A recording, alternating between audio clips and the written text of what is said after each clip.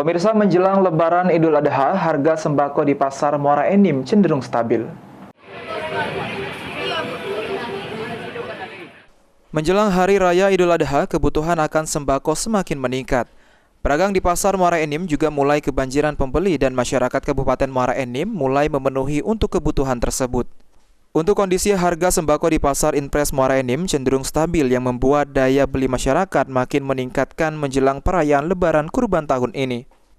Dikatakan Ibu Adit, kondisi penjualan untuk sembako di tokonya mulai meningkat hingga 30-40% dari hari biasanya. Ditambah lagi untuk harga sembako cenderung stabil, pasalnya beberapa komoditi pertanian sedang meningkat menunjang kestabilan harga sembako. Untuk harga beras sendiri mulai dari harga Rp12.000 hingga Rp14.000 untuk penjualan eceran.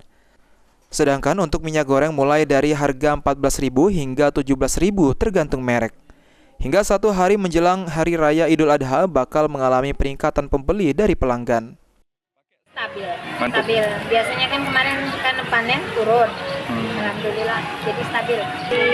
Kalau dari agen kan 12, 13, 14. Harga eceran itu.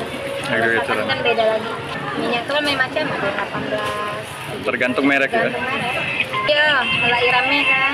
Kalau lagi deket, biasanya kan orang bikin kue. Untuk momen Idul Adha, kebutuhan pokok yang mendapatkan permintaan berupa minyak goreng, gandum, tepung terigu, telur, dan sejumlah bumbu masak. Mardiansyah, PAL TV.